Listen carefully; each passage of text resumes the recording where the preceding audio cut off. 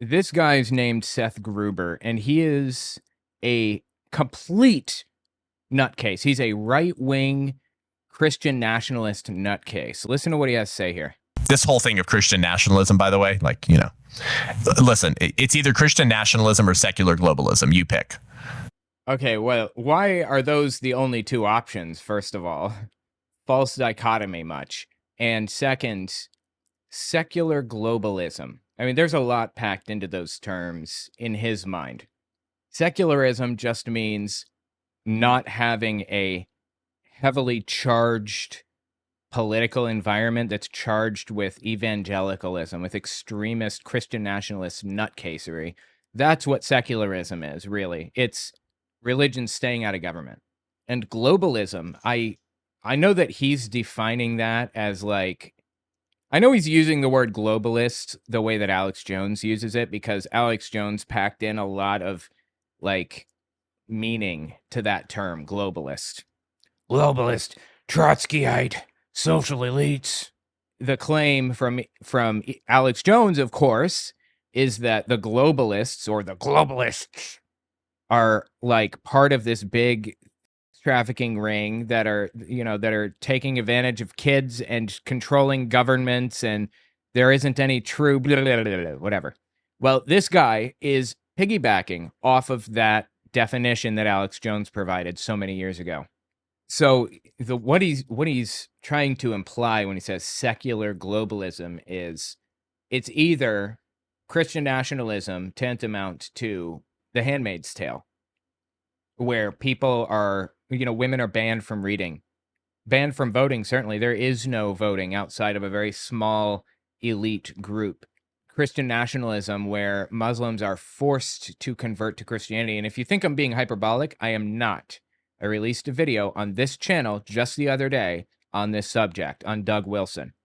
So it's between that, the Handmaid's Tale type of environment, and what he's trying to portray as an anti-Jesus file ring that controls the world. When in reality, what he's doing is he's trying to impose religion on government and force people out of the country unless they convert to Christianity, as opposed to people just being normal human beings and living their lives the way that the founding fathers intended. Thomas Jefferson was one of the founders of the Enlightenment movement, which values secularism. This is the first secular nation of this size in human history, as far as we know. That's the great American experiment. And these people are trying to kill it. That's the point here. Frank Zappa actually predicted this exact thing. If you don't know Zappa, he's an old musician from long and long ago, and he's awesome, dude. Oh, I love this dude to death. We'll get there, but just listen to this dude. Like, yes, it is better to have Christians holding the reins of political power. Like, I don't have a problem with Christians holding the reins of political power. I have a problem with them forcing me to be a Christian as well, and forcing me not to get an abortion or whatever, forcing me to go to church every Sunday, which is explicitly in Project 2025, FYI, forcing Muslims to convert to Christianity at the point of a gun. I don't like that. Christians are more than welcome to hold public office, as they do now. Christians holding the reins of political power. Like, that is better. Why? Because basically, unless you're, this, classical conservative who loves what Christianity's built for the country, but you've yet to repent and meet Jesus. Like, there are some interesting people out there like that who would probably govern just as well as a bold Christian. But by and large, it's only going to be Christianity that is going to allow America to thrive and to persevere. Why? Why do you think it's only Christianity that would do that? And no one else is grounded in sort of a moral or transcendent order in which they're accountable to stand before the creator of the stinking universe one day for their decisions that they made. And especially like those with power, more, the Spider-Man line, great power comes great responsibility. like that's frightening. He's saying it as though Christians are more trustworthy than like anybody else when they hold power. No, It's the exact opposite. People who profess their Christianity and use it as like a, I don't know, like a character trait that they parade around as some kind of a method of boosting their votes. The people that do that are less trustworthy on average, in my experience. Like a Christian who fears God and wields political power, that's frightening. It's not frightening as long as they're not wielding it to destroy people's rights. Like they're going to tread way more carefully and make sure they're making right decisions in a way more serious manner than anyone else. No, but you know what? Even if they did, I don't like their right decisions, quote unquote. Their right decisions, quote unquote, involve forcing women to not vote anymore, to not be allowed to vote, forcing women to get covenant marriages. I'm just describing what Mike Johnson and others have said. Mike Johnson, Joel Webbin, Doug Wilson. I mean, all these people are very influential and know people in power, like Pete Hegseth, for example. That's like their explicit platform. Ending the 19th Amendment, ending women's right to vote.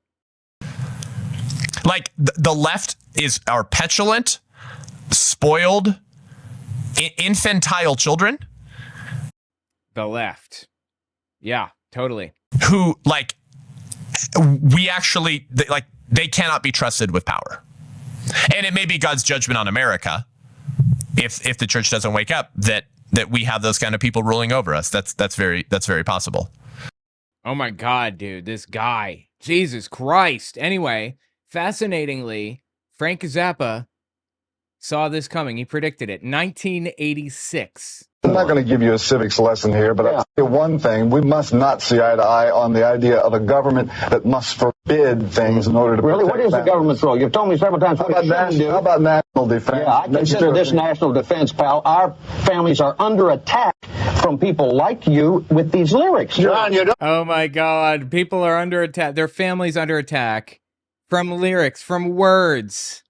I'm being hurt by words. Oh my God. Wounded. Did it hit me? Is there a hole in me? This is like, God, people never change, do they? This is the conservative movement today. Even back then in 1986, they were all freaked out about how people were going to hurt them with words, please. And these people talk about the left being snowflakes? No, the left is not full of snowflakes. The right, these people, these Christian nationalists, they cannot handle any pushback. With these lyrics. John, you don't have to buy them. Mr. Zappa, Yeah, you don't have to buy them. It's called freedom. I make a statement about national defense? Yeah. The biggest threat to America today is not communism. It's moving America toward a fascist theocracy. And everything that's happened during the Reagan administration is steering us right down that pipe. Yeah, that's absolutely correct. Reagan is directly responsible for a whole bunch of stuff that we're experiencing today. For example, he eliminated the fairness doctrine, this piece of, I think, legislation or this regulation or whatever. Yeah, it was a regulation that said that anytime a news company broadcasts something positive or negative about a political candidate, they have to broadcast something positive or negative about their opponent for the exact same amount of time, the fairness doctrine. And that created a scenario in which people were just very down the line on the news and just trying to be straightforward and honest about it. And when Reagan eliminated the fairness doctrine, that's when Fox News really started to, get its teeth into people, if you will. Go completely mad. They just went completely mad. I don't know if you guys have watched Fox News lately, but it is a sight to behold. I don't know how else to say it. It is a wild thing to watch. Just sit down and watch one episode of Jesse Waters or Laura Ingraham. And it's like you start to realize why we're in the situation that we're in. Fox News, people underestimate how absolutely insane it is. It is a full-blown state media propaganda network. There is no logic or reason or anything at all, or honesty or fair and balancedness of any sort anywhere in Fox News, anywhere. And that's because of Reagan. When Trump inevitably kicks it, in what, 30 years, when he's 120 or whatever it is, he's going to be gone. And America's not going to have to deal with him anymore. But we're still going to have a Fox News problem. We'll talk about Fox News a little bit more in a minute. Let's just finish the Zappa thing first. And everything that's happened during the Reagan administration is steering us right down that pipe. Oh, Mr. Zappa, you're not really serious if you're saying we're going toward a fascist theocracy. That's right, we are. When you have a government... Dude, the apple bag on this dude. How does he walk around every day with an apple bag that drags on the ground like that? Seriously, to say some like that, dude. When you have a government that... Like, he has exited Twig and Berry's territory and has entered watermelons hanging from tree branches territory. You have a government that prefers a certain moral code derived from a certain religion, and that moral code turns into legislation to suit one certain religious point of view. And if that code happens to be very, very right-wing, almost toward Attila the Hun... Well, then you are an anarchist. Every form of civil government is... You're an anarchist if you think that we shouldn't live in an environment created by Attila the Hun. I appreciate that he used Attila the Hun as the example. Maybe I'll start doing that too.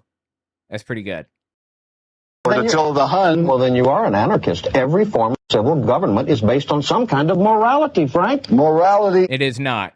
It is not. Civil government is not built on morality. It is built on you do what you want until it runs into my rights or into somebody else's rights. You can tell me until you're blue in the face that you have this deeply held religious belief that you are supposed to bring a kid, a 12-year-old, up on a mountaintop and strap them to a table and sacrifice them to God like Abraham did to Isaac, or how he planned to Isaac, every single day at noon. You can tell me that's not a valid reason to kill somebody. I don't give a shit. You're violating this person's rights. Even if they consent to this, we cannot live in a society where it's okay to murder, for example, like that. We can't live in a society where people are taking other people's rights away wantonly. So the point is that our whole system of governance is built on your right to swing your fist ends at the tip of my nose.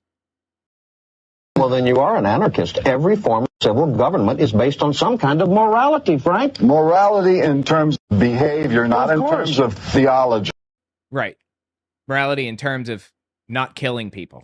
Morality in terms of, I don't know, like not lying or whatever. But we don't even legislate that stuff. We legislate not killing people. The point is that these people have always, always, always been pushing toward a theocracy. These people on screen right here knew that they wanted a theocracy and wanted to mock somebody for claiming it. People don't realize how far back this theocracy thing goes. Specifically, all the way back to Brown v. Board of Education, when segregation was ended in the United States. A group of effectively Klansmen got together and played the long game, decided to plan out how they were going to bring it back to what it was, how they were going to make this a white country again. Now, their goals have changed through the generations because that was 70, 80 years ago or something now, right?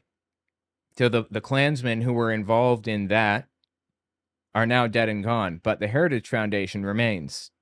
And the children or the grandchildren of those Klansmen are now running it. We don't realize how deep Brown v. Board of Education goes. How fundamentally it changed all of society because of how infuriated it made the far right. They played the long game and they're winning right now. Now, I said that I was going to point out how absolutely out of their heads Fox News is, right? We're just going to watch like a minute or two of this, see if I can find a good... This is Fox News. This is just like one little segment on Fox News. Watch how completely out of their heads these people are. We're just going to jump in anywhere in one of her monologues. Let's see what she's talking about right now. They thought that all that condescension would make the movement go away. But it only made the Tea Party stronger. Less than 2 years after those insults, Republicans took control of the House in 2010. Now, some of the Tea Party candidates included those little-known people, Kristi Noem, Marco Rubio, Ted Cruz, Rand Paul, Tim Scott, and Mike Lee. And 4 years later, the GOP took control of the Senate. 2 years after that, Donald Trump was elected president. Now, the difference between the Tea Party then and President Trump's movement now is that this movement now has a lot more clarity about what it wants. The same Trump economic and foreign policy agenda that led to higher wages, fewer wars. See what I'm saying? This is what I'm talking about. It's just delusion. Every word out of her mouth. I can't even get through a sentence without hearing some kind of delusion. Donald Trump is anti-war? Where the f*** did you hear that? Donald Trump is trying to create jobs that are stable and that have, like, high pay? Who told you that? And she's correct that the Tea Party, like, played the long game. That's what Republicans are best at doing, playing the long game. And whatever the final electoral college tally is in this election, this movement has a proven track record of success on everything from achieving our energy independence to challenging China to fast-tracking a COVID vaccine to raising... Like, wait a minute. Oh my God, this one was from... Oh, that's why this was such a reviewed section of the video, because Republicans used to be in favor of the vaccine. I forgot about that. Yeah. When Donald Trump was trying to solve COVID or whatever, because it started under him, he created Project Warp Speed, or like his administration did, and we're pushing the vaccines. Oh my God, you've got to love it. And so all the shit that she just listed was nonsense. Again, listen one more time. And whatever the final electoral college tally is in this election, this movement has a proven track record of success on everything from achieving our energy independence. Trump did not make us energy independent, first of all. And second, if you want to make us energy independent, create renewable energy resources. Build nuclear reactors, put up wind turbines for wind farms, and put up, solar farms and whatever else. Instead, they're trying to dig up more oil. Look, I get it. Oil is necessary right now until we transition to something that's actually renewable. But if you want energy independence, we need to go renewable. We just don't dig up enough oil in the United States to supply the entire U.S. It's pretty close, but we have to buy oil elsewhere. We have no choice about that. I think we use, last I checked, 16 billion barrels per year or something. And I think that, we use 19 billion, and I think that we dig up 16 or somewhere in that vicinity. I don't know. If you want energy independence, the solution is going renewable. And you're saying that Trump is creating energy independence? Proven track record of success on everything from achieving our energy independence to challenging China to... Challenging them in what? Fast-tracking a COVID vaccine to raising family incomes. None of that is real. None of it. The results were so impressive that not only did President Trump broaden his coalition among working-class Americans, but he helped grow the party's numbers in the House. Okay, I don't know if he helped. Now, again, it's all propaganda. It's all lies all the way down. There's no reason to think that Trump contributed to growing numbers in the House. This is 2020, okay? Trump had lost at this moment in time. This is when Trump lost the election, I think. Or maybe this was immediately before the election. November 3rd. Yeah, so this is like 2 weeks after the election. So it's all lies, all of it. On working class Americans, but he helped grow the party's numbers in the House. Yeah, so Trump had just lost because he was so deeply unpopular.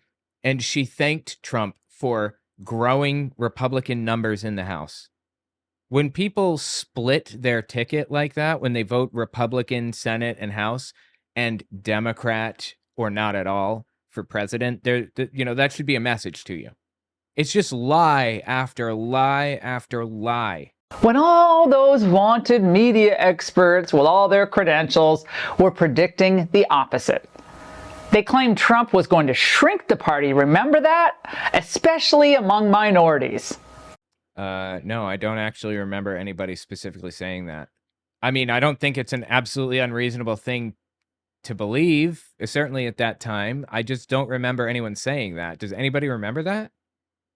Maybe they did. Trump is going to shrink the party, especially among minorities. He did, didn't he? Wrong again.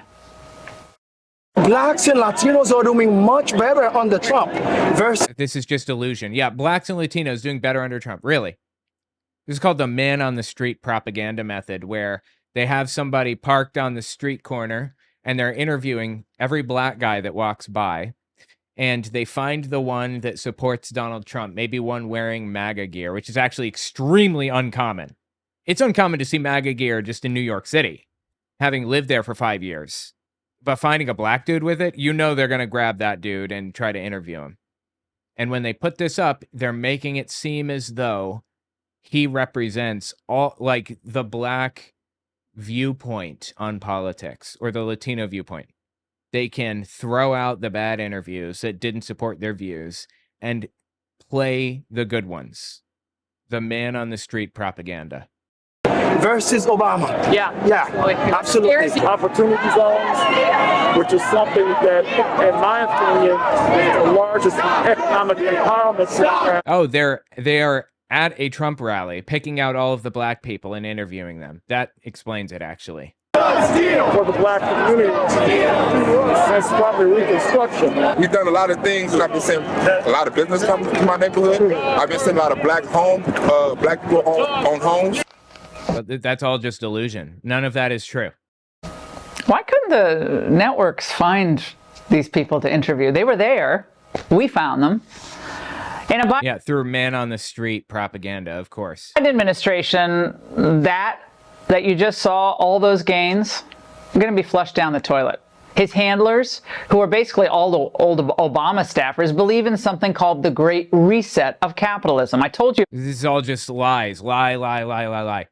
His staffers are not old Obama staffers. They don't believe in the Great Reset or whatever that's some conspiracy theory that, like, never came to fruition. I can't believe they're even talking about it. And what was the other thing? In a Biden administration, that you just saw, all those gains, are going to be flushed down the toilet. It's just a lie. The gains were not flushed down the toilet. That's what I'm talking about, man. Fox News, we have a Fox News problem. We might be able to get the beast of Trump off of our backs, but we are going to be left with a Fox News problem, thanks to Reagan. We're going to have to address it head on. I don't think we have a choice about it. Eventually, when the Democrats get in power again, which I believe they inevitably will, and I think it'll be sooner rather than later, too. When that happens, Democrats are going to have to... They're going to be faced with a decision. Like, the Democratic politicians, are we going to prosecute people that violated the law flagrantly, like Elon Musk? We're going to prosecute those people. Or are we going to try to mend fences with the country by calling it quits and walking away, the way they did in Reconstruction after the Civil War? I believe we have to be in a take no prisoners situation where every single person is prosecuted to the fullest extent of the law. Every person. Don't allow a single politician or whatever who broke the law to get out of it. If they had prosecuted corruption and anti-democratic, like, criminal behavior in Germany in the 30s, it may not have reached the point that it did. If they had taught people a lesson, made an example of them, that coup attempts are not acceptable, it may not have gotten to where it did. Hitler did a coup on the Weimar Republic in 1923, the Beer Hall Putsch. He actually came this close to taking over the government and failed and went to prison, sentenced to 5 years, got out in 9 months on good behavior.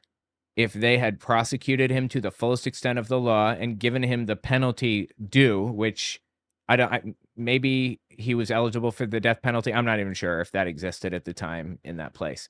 Certainly life in prison at the very least. That would have never played out that way in Germany. If Donald Trump had been rightly impeached after January 6th, that wouldn't have played out that way. He wouldn't have been allowed to run for office again, and we wouldn't be in this dictatorship. We need to prosecute people for their crimes above all else. Anyway, I'm getting off on a little bit of a tangent here, but my point is that Fox News is a problem that we have to face, and I think that I don't know how we're going to face it after Democrats take power again. I don't know, but we're going to have to. So start thinking about solutions now. I certainly am. I'm sorry. Let me just, one more thing that I wanted to hit here. I'm cutting it close with the timing, but just listen to this. This is Floyd Brown, famous evangelical, very influential in evangelical circles. And I think he owns a news company or something. I forget. How do we take back America? We do it by you taking back your street. We do it by you occupying your neighborhood. We not for nothing, but this is identical to what the Nazis did. Identical. This is how it happened. They had people they called block wardens on every street. They knew everybody on the street. They talked to them. They worked with them. They reported, on them and stuff like that. Block wardens. We do it by your local church taking over your town. I love Jack Hibbs. He's done it in Chino Valley, California. He's done it. Or Chino Hills. He's done it. His church runs town. That's a good thing, I guess, in his mind. They want to take over the U.S. government in the name of fascist theocracy. Just like Frank Zappa said. I'd make a statement about national defense. Yeah. The biggest threat to America today is not communism. It's moving America toward a fascist theocracy. And everything that's happened during the Reagan administration is steering us right down that pipe. People made fun of him at the time. Now look where we are. We will strip. I prophesy to you in the name of Jesus. We will strip every individual exercising illegitimate authority on our school board who doesn't represent the values of the Christ. In the name of Jesus, we will see them removed. Fascist theocracy. That's where we have ended up. Anyway, tell me what you think about it in the comments. Absolutely wild.